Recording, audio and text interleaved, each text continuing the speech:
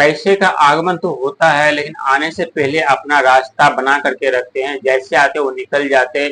जिस कार्य में आपको सफलता मिलने वाली होती है, कठिन से कठिन कार्य को आप मात देते हैं, संघर्ष मेहनत करते हैं, लेकिन उस मेहनत का फल कोई और लेके चला जाता है।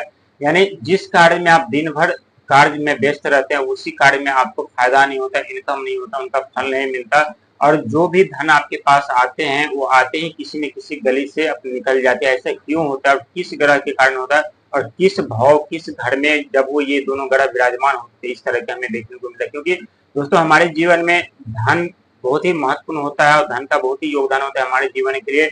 बिना धन का व्यक्ति जिंदा लाश की तरह रह जाते हैं और अपने जीवन में आगे नहीं बढ़ पाते। कितना लाख प्रयास मेहनत कर लेते, सारे के सारे मेहनत बेकार चले जाते जब ये दोनों ग्रह की अशुभ दृष्टि इस घर पे बनी रहती है। हम बात कर रहे हैं राहु और शनि के बारे में, क्योंकि शनि महाराज की यदि अशुभ दृष्टि यानी कर्म के भाव, करियर के भाव पे यदि पड़ी रहती है, तो आपको कठिन से कठिन कार्य करवाएंगे, तपस्या करवाएंगे, ऐसे ऐसे कार्य आपको करवाएंगे जो कभी आप सपने में भी नहीं सोचे होंगे और न कभी किए होंगे। इतना परिश्रम, इतना संघर्ष, मेहनत आपको कराएंगे, लेकिन फिर भी उसका जो फल मिलना चाहिए वो फल आपको नहीं मिलता।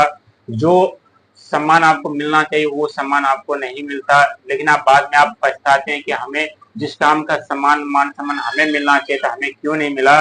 लेकिन ये सब शनि की अशुभ दृष्टि के कारण होता है। और साथ ही यानी धन का घर, दूसरा घर जो होता है, जहां हमें धन का आगमन होता है, जहां जहां पैसा तो आते हैं, लेकिन पैसा आते ही पहले से अपना रास्ता बना करके रखते हैं और आपके पास आते हैं, एक हाथ से दूसरे हाथ से ऐसे करके निकल जाते हैं। क्योंकि राहु महाराज एक मायावी ग्रह माने जाते हैं।